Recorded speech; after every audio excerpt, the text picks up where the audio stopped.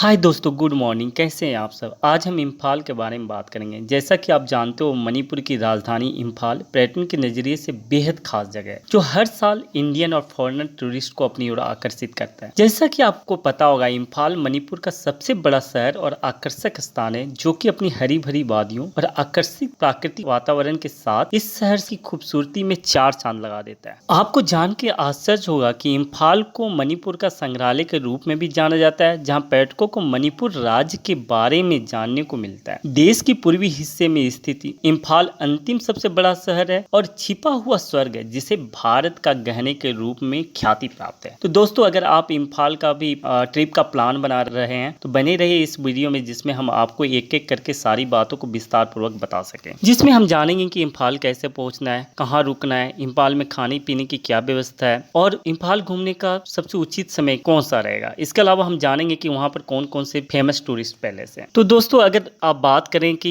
इम्फाल कैसे पहुंचना है, तो आप तीन माध्यम से इम्फाल पहुंच सकते हो: बाय ट्रेन, बाय फ्लाइट और बाय रोड। तो दोस्तों, अगर आप ट्रेन से आना चाहते हैं तो आपको बता दें कि इम्फाल मणिपुर की राजधानी होने के बावजूद भी रेल से कोई कनेक्टिविटी नहीं है। इम्फाल का सबसे नजदीकी रेलवे स्टेशन जो है वह दीमापुर रेलवे स्टेशन है, जो इम्फाल से लगभग 210 किलोमीटर की दूरी पर स्थित है। तो अगर आप इम्फाल का ट्रिप का प्लान कर रहे हैं तो आपको फर्स्ट आप दीमापुर रेलवे स्टेशन जाना पड़ेगा और वहां कैब हायर करके आपको 210 किलोमीटर की दूरी तय करके इम्फाल पहुंचना होगा। दोस्तों, अगर आप बाय फ्लाइट की बात करें तो आपको इम्फाल एयरपोर्ट उतरना पड़ेगा, और अगर आप गुवाहाटी जाना चाहते हो तो गुवाहाटी का इंटरनेशनल एयरपोर्ट में उतर सकते हो, जो इम्फाल से लगभग 464 किलोमीटर की दूरी पर स्थित है। ये काफी दूरी है। तो आप अगर प्लान कर रहे हो बाय फ्लाइट तो इम्फाल का डायरेक्ट फ्लाइट आप ले सकते हो। अगर आप बात करें सड़क मार्ग से, तो हम बता दें कि इम्फाल जो है सड़क मार्ग से अच्छी तरह से जुड़ा हुआ है, तो आप बाय रोड भी ट्रेवल कर सकते हो। दोस्तों, अब हम इम्फाल पहुंच चुके हैं। अब सबसे बड़ा प्रश्न आता है कि हम रुके कहाँ। तो दोस्तों, आपको बता दें कि इम्फाल में लो बजट, हाई बजट के होटल इजिली मिल जाएंगे, जिसका टैरिफ जो होता है वो 500 से लेकर 25,000 होता है। तो आप अपने बजट के अनुसार आप डिसाइड कर सकते हो कि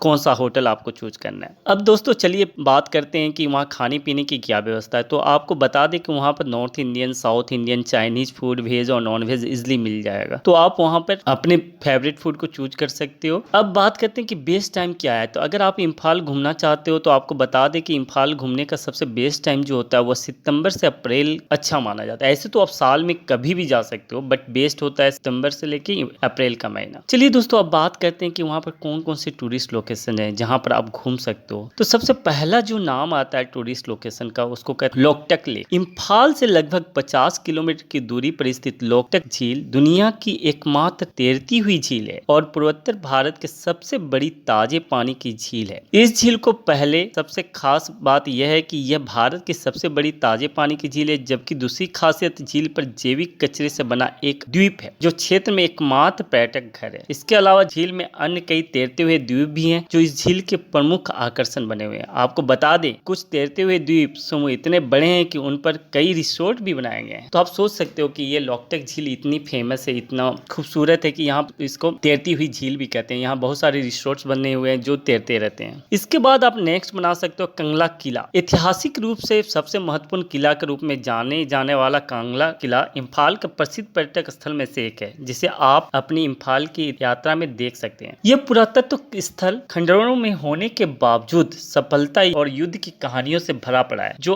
आपको इसके ऐतिहासिक काल में वापस ले जाता है। कंगला किला निश्चित रूप से मणिपुर में घूमने के लिए एक शानदार जगह है, जहां आप उन पुरातात्विक अवशेषों का पता लगा सकते हैं जो समृद्ध मणिपुरी अतीत को बताती है। दोस्तों, अगर इसके बाद अगर नेक्स्ट आप बनाना चाहे तो आप थारोन गुफा का बना सकते हैं। इम्फाल के पर्यटक स्थल में शामिल थारोन गुफा साहसिक अनुभव में रुचि रखने वाले पर्यटकों के लिए परफेक्ट जगह है, जहां आप गुफा के बाहर खींचे गए नक्शे के मदद से इस गुफा में घूम सकते हैं। तो दोस्तों, अगर आप एडवेंचर्स लवर हैं तो ये गुफा जो है थारोन गुफा आपके लिए परफेक्ट टूरिस्ट लोकेशन होगा। यहाँ पर बाहर एक नक्शा बना हुआ है जिसको आपको देखना है और उसके बेस पर पूरा गुफा को घूम सकते हैं। आपको बता दें कि थारोन गुफा जो है वह 650 मीटर लंबी है, जिसे थेलुवाना गुफा के रूप में भी जाना जाता है। यदि आप अपने फ्रेंड्स के साथ इम्फाल की ट्रिप पर जाने वाले हैं तो थारोन गुफा इम्फाल की एक ऐसी जगह है जिसको आपको बिल्कुल मिस नहीं करना चाहिए। दोस्तों, उसके बाद आप शहीद मीनार इम्फाल का बना सकते हो। 11 मीटर लंबा शहीद मीनार वीर तीर केंद्रजीत पार्क के केंद्र में स्थित है और यह उन लोगों के लिए एक स्मारक है जिन्होंने 1891 में मोती विद्रोह में लड़ते हुए